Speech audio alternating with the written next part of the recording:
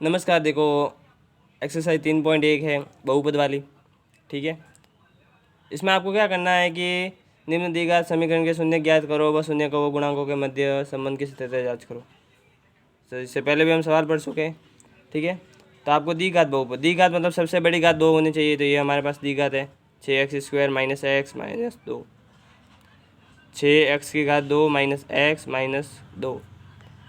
तो ये हमेशा एफ एक्स में होता है। एफ एक्स इसलिए होता है कि ये एक्स क्या होता है, इसलिए एफ एक्स बराबर 6x की घात 2 माइनस एक्स माइनस 2। अब इससे पहले तो सबसे पहले तो इसके दो शून्य ज्ञात करने। एक्स की घात है आपके पास 2, तो इसके दो शून्य ज्ञात होंगे। दो शून्य ज्ञात करने के बाद में उनके शून्य को व गुणांकों के मध्य संबंध की सत्यता जांच करनी है।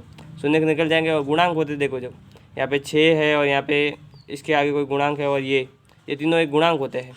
इनके और शून्यकों के मध्य संबंध की सत्यता की जांच करनी है। ठीक है, तो सबसे पहले हम क्या करेंगे, सबसे पहले तो इसके टुकड़े करने हैं, इनको दो रेखिक समीकरण के रूप में या रेखिक बहुपदों के रूप में लाना है। तो हम सबसे पहले तो यहाँ पे एक नियम होता है कि हमें इन दोनों का गुणा किया जाता है।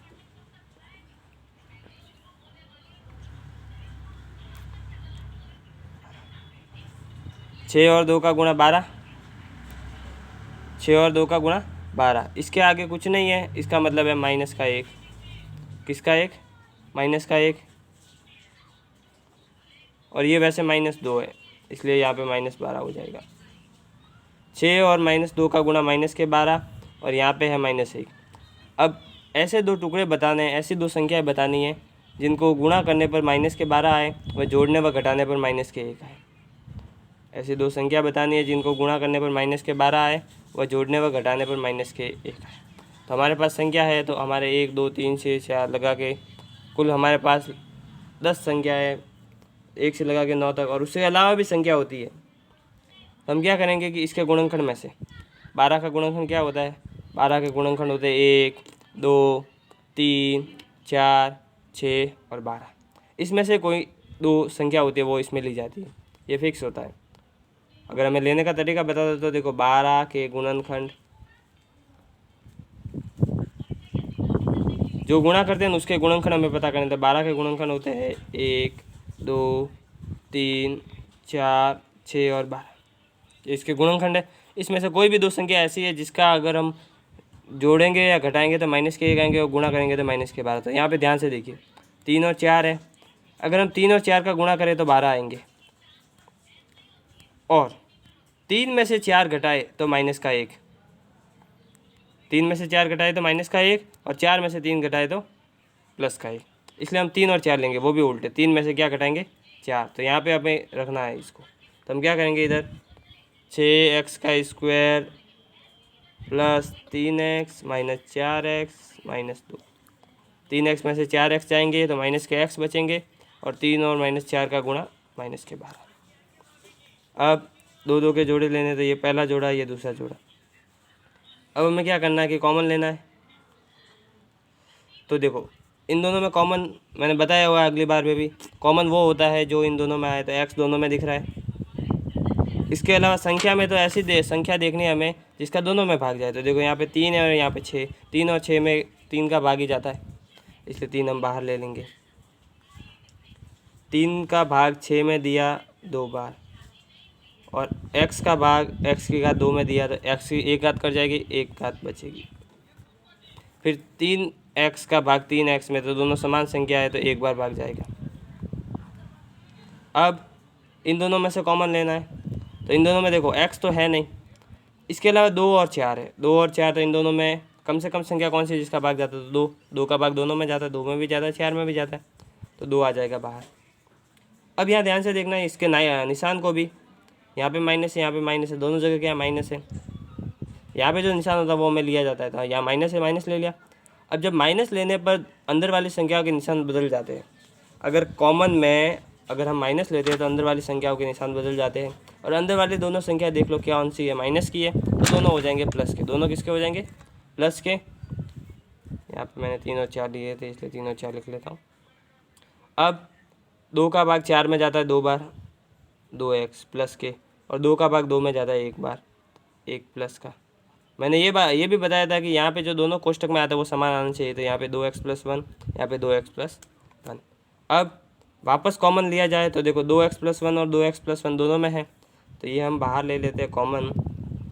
तो इसके अंदर देखो, इसमें अगर भाग देते इसका तो ये बचता है 3x, और अगर इसमें इसका भाग देते हैं तो इसमें ये बचता है -2। ये दो रेखिक बहुपद आ गए। देखो 2 घात वाले थे इसलिए उसको द्विघात कहा जाता है, 1 घात वाले होते हैं उनको रेखिक बहुपद कहते हैं। इस तरह इनके टुकड़े करने। अब शून्य के लिए, तो शून्य के लिए क्या होता है कि किसी का भी शून्य ज्ञात करना है, किसी भी द्विघात बहुपद या रेखिक बहुपद, तो उस बहुपद को 0 के बराबर, मतलब f(x) को 0 के बराबर। हमारे पास ये है तो इसको हम 0 के बराबर रख देंगे। किसके बराबर रख देंगे? 0 के बराबर। तो 2x+1 और 3x-2 इस बराबर 0। अब मैंने बताया था आपको कि अगर दो ऐसे रेखिक बहुपद है वो 0 के बराबर है, मतलब दोनों में से कोई भी एक 0 है, कोई भी एक 0 है, तो हमें पता नहीं है कौन सा है, तो इसलिए हम कर देंगे कि या तो 2x+1 0 और या 3x-2 बराबर 0। एक प्लस के है इस तरफ भेजेंगे, पक्षांतर करने में निशान चेंज होते हैं तो माइनस का हो जाएगा। 2 गुणा में है, इस तरफ भेजेंगे तो भाग में चले जाएंगे। हमारा पहला शून्य का आ गया -1/2। दूसरा शून्य ज्ञात करना है, 2 किसके है? माइनस के है, उधर भेजेंगे किसके हो जाएंगे? प्लस के। फिर ये गुणा में है, उधर भेजेंगे तो भाग में। तो हमारे पास 2 शून्य का आ गए, 2 शून्य का आ गए। अब हम शून्यकों का योग व गुणनफल करेंगे, शून्यकों का योग व गुणनफल। फिर बाद में यही योग और गुणनफल हम समीकरण से भी, वो बहुपद से भी करेंगे, जिससे क्या होगा कि अगर दोनों के योग और गुणनफल समान आते तो उनके मध्य संबंध की सत्यता जांच करेंगे। योग करना है तो -1/2 + 2/3। अब ध्यान से देखना, -1/2 + 2/3 योग हमने कर लिया, क्योंकि ये पूरा अलग है, माइनस का तो माइनस का रख दिया। और अब इसका योग करने के लिए हमें लसब लिया जाता है, 2 और 3 का लसब। 2 और 3 का लसब यहाँ लिया, जैसे मैं लेके बताता हूँ आपको, ध्यान से देखिए। 2 और 3 का लसब लेना है, इधर हम कोष्टक बनाएंगे। सबसे पहले 2 का भाग जाता है, 2 का भाग 2 में गया 1 बार, 3 में नहीं गया तो इधर नीचे लिखेंगे। फिर 3 का भाग 1 में तो जाता नहीं है, 3 में जाता है 1 बार। इन दोनों का गुणा, 2 और 3 का गुणा हो जाता है आपके 6। कितना हो जाता है? 6। तो 6 हो जाता है इसका लसब। अब लसब लेने के बाद हमेशा याद रखना कि ये ऊपर वाला तो कहलाता है हमारे अंश, नीचे वाला कहलाता है हर का दिया जाता है भाग, हर का दिया जाता है भाग। भाग देने पर जो बचता है उसको अंश से गुणा किया जाता है। हर का भाग देने पर जो बचता है उसको अंश से गुणा। 2 का भाग 6 में गया, कितनी बार? 3 बार आएगा। 3 का गुणा करेंगे -1 से तो -3। फिर 3 का भाग 6 में 2 बार, 2 का गुणा करेंगे 2 से 4। अब ध्यान से देखिएगा, 4 और -3 और प्लस के 4। तो मैंने बताया कि 2 निशान अलग अलग हो तो माइनस होता है, प्लस माइनस माइनस होता है। तो बड़ी संख्या में छोटी संख्या घटा दो, 4 में से 3 घटा 1, 4 में से 3 घटा 1। अब बड़ी संख्या कौन सी है? 4 है, तो 4 में से 3 के बराबर 1, 1/6। ये तो आ गया इनका योग। अब हम गुणनफल देखेंगे। अब शून्यकों का गुणनफल, शून्यकों का गुणनफल तो सीधा गुणा होता है, -1/2 गुणा 2/3।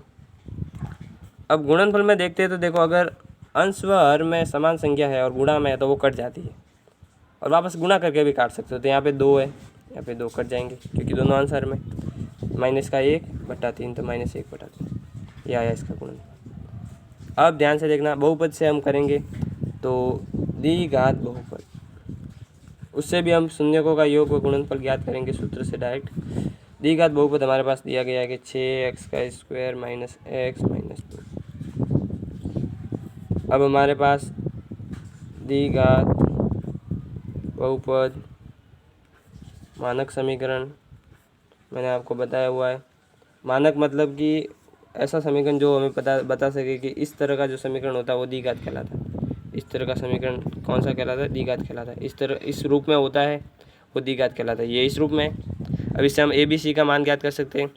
इससे हमारे पास एक्स स्क्वायर का गुणांक है या एक्स की घात 2 का गुणांक a है, तो इसमें क्या है 6।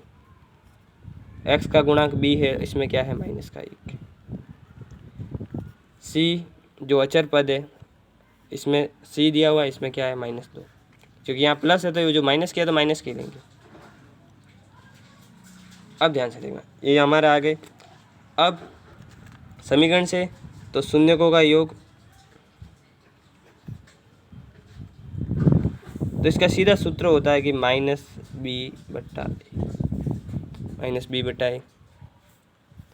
हिंदी में अगर मैं लिखना चाहूँ तो -x² का गुणांक बट्टा x का गुणांक।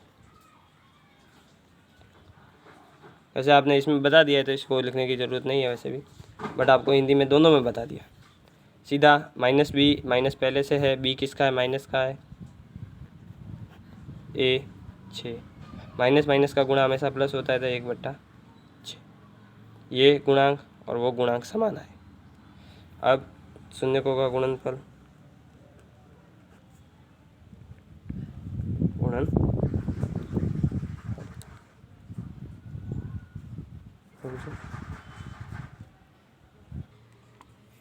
शून्यकों का गुणनफल, इसके लिए भी मैंने बताया था कि c/a। c होता है अचर पद आपके, जो अचर वाला लास्ट वाला होता है वो, और x का गुणांक। अचर पद आपके है -2 और वो है आपके 6। दोनों कटते हैं किसके पहाड़े से, 2 के पहाड़े से, 2 से कटते, तो 2 का भाग 2 में गया 1 बार, 2 का भाग 6 में गया 3 बार, माइनस के माइनस। देखो यहाँ ध्यान से देखना, गुणांक -1/3 है, इस तरफ भी गुणांक -1/3 है, योग 1/6 है, और इस तरफ भी योग 1/6 है। अतः हमारे जो समीकरण से और शून्यकों से जो आया है उत्तर वो समान आया है। क्या आया? समान। इसको आप बोले शॉर्टकट में, मतलब वो, मतलब ये पूरा विधि है ये, मतलब ये और ये लिखना चाहो तो लिख सकते हो, ठीक है। तो अतः हम लिखेंगे कि अतः शून्यकों व गुणांकों के मध्य संबंध सत्य है, ठीक है।